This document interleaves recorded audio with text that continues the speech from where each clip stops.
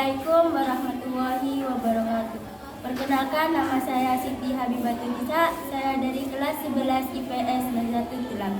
Saya di sini akan berpresentasi tentang PN, yaitu Pendapatan Nasional, yang dibimbing oleh Ibu Lina Apriani. A. Pengertian pendapatan nasional, yaitu dibagi menjadi ada satu. Pendapatan nasional adalah total nilai barang dan jasa akhir yang dihasilkan oleh suatu perekonomian dalam periode tertentu yang dihitung berdasarkan nilai besar. 2. Pendapatan nasional juga dapat didefinisikan sebagai jumlah barang dan jasa yang diproduksi oleh sebuah negara dalam setahun yang diukur dengan satuan uang. 3. Pendapatan nasional merupakan jumlah total antara upah, sewa, bunga, dan keuntungan yang diterima per tahun oleh warga negara.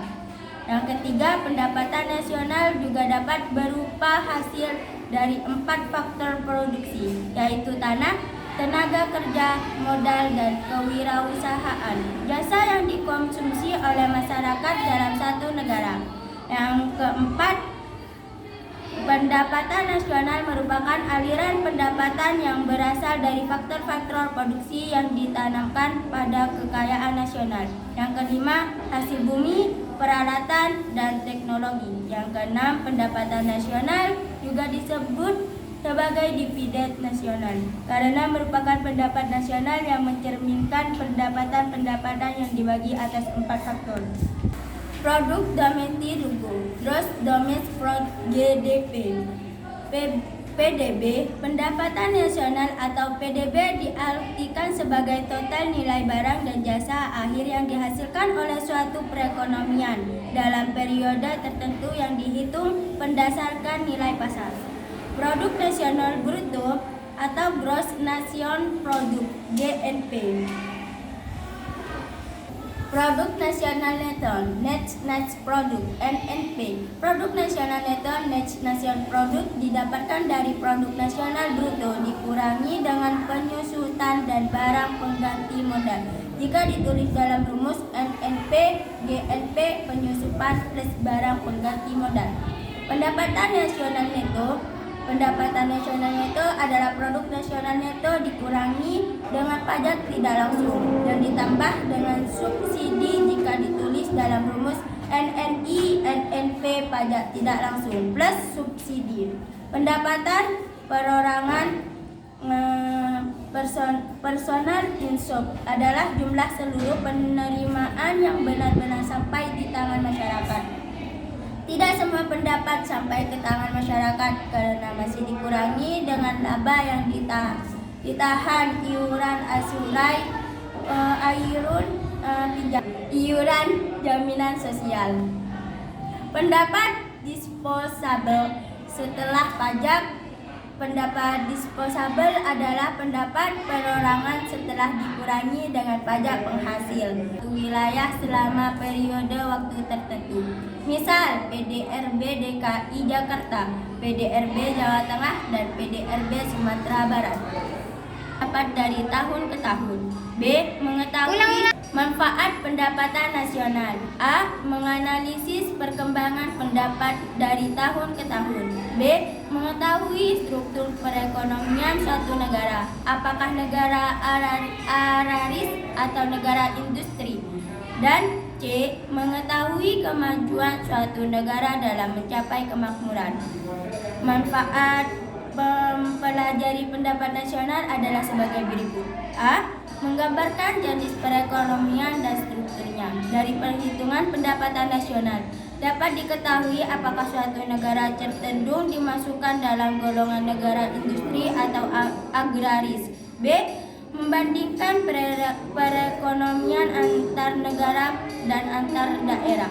Dengan data pembandingan itu, kita dapat mengetahui mengapa pendapatan negara A rendah sementara negara B tinggi, dan mengapa pendapat provinsi yang satu tinggi sementara provinsi yang lain rendah. C. Membandingkan data pendapatan dari waktu ke waktu, pendapatan nasional dihitung setiap tahun. Karenanya kemajuan atau kemunduran tiap sektor dapat dihitung. Data ini diperlukan untuk menentukan kebijakan di bidang ekonomi. D. Membantu pemerintah merumuskan kebijakan di bidang ekonomi. Dengan data yang tersedia dapat diambil kesimpulan langkah yang harus diambil untuk memperbaiki perekonomian. Komponen pendapatan nasional. 1. Komponen pendapatan nasional atas dasar pendekatan pendapatan adalah sebagai berikut. A.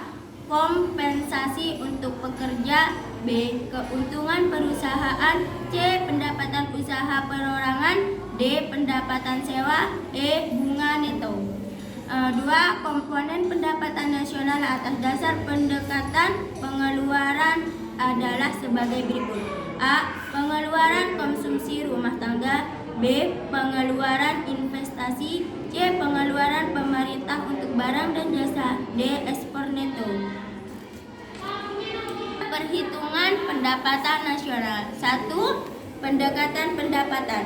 Pendekatan pendapatan adalah suatu pendekatan yang menyatakan pendapat nasional diperoleh dengan cara menjumlahkan pendapatan dari berbagai faktor produksi yang memberi sumbangan terhadap proses produksi.